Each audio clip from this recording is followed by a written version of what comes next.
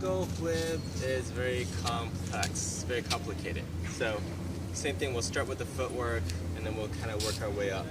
So footwork, we're going from one direction and then we're going 180 degrees back. So the single whip usually starts with after we do our push. So one leg in the front, one leg in the back. So as we do our push, then we have our one leg, the back leg 45 degrees. Okay? So when we want to turn all the way around so we're facing right behind us, what we need to do is we shift back to our back leg, then we turn our body as much as we can. And as we're doing that, we're turning our right foot as much as we can. Okay? So we shift back, turn our right foot as much as we can, then we have to shift back to our right foot. And so continually following that concept of shifting and turning, then we turn over to our right. Okay, when you turn our body to the right, then we turn over to the left again.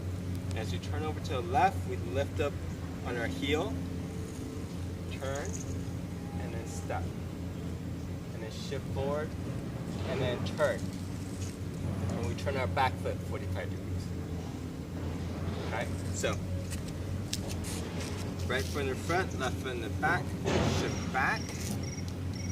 Then we turn to the left as much as we can. We turn to the, then we shift back to the right. Turn to the right. Then we turn and shift back to the left.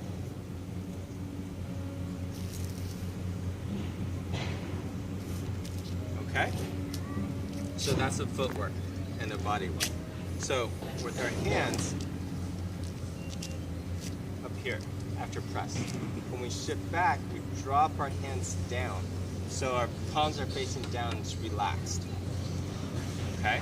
So from pushing position, shift back. As we shift back, it pulls our hands down. Then we turn our body and then the hands stay level. And as we shift back to the right, when we shift back to the right, our left hand drops. Okay? Our left hand drops and then our right hand comes up forward into this right upper chest region. Okay? So that happens as we turn to the right. Okay? Now when we turn to the left, the body pushes the right hand out. Okay? So as it pushes the right hand out, then our fingers goes into this pointed position with fingers all pointing together into one point. Our bottom hand still isn't doing anything yet. Okay? So as we turn to the left, then our right hand comes out, and as we take a step and shift, then the left hand starts to come up. Okay? So when we get into finish this shifting position, our left hand is palm facing the body in this upper chest region. Okay? Then we turn. And as we turn, then we turn the hand palms facing down. Okay? So do this first. Shift back.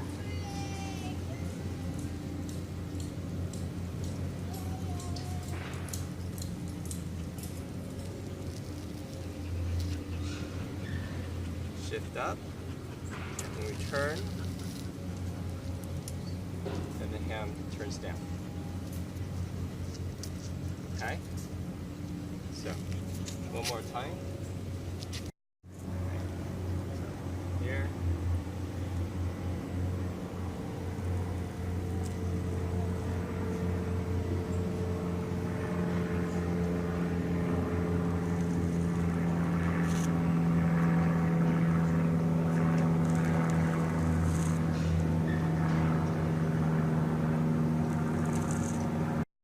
So the other key point is your hands. Okay. So as you come over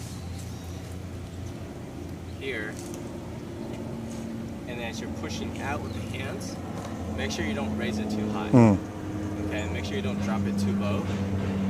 Okay. The hand, the wrist is at about shoulder height. Okay. Just relax. It can be a little bit slightly lower, and the key is elbows drop. Okay, elbows drop down. So Don't really stick it straight out. Don't lock your elbows. Make sure you keep the elbows down. Okay? So, here.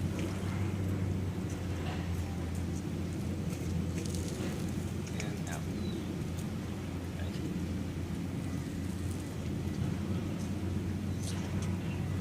Okay. So as we finish, in our body positions, this hand is, elbows is also down, hand not over the shoulders, okay?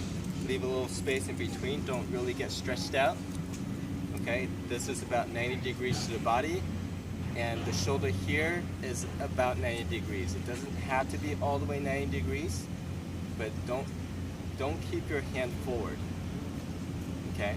You don't. So make sure you come out a little bit, probably about somewhere between 75 to 90 degrees, somewhere around there is good. But don't get yourself so stretched out that you feel like you're really pulling on your shoulder, okay? Then all you do is you're just locking up the chi going down to your hands, okay?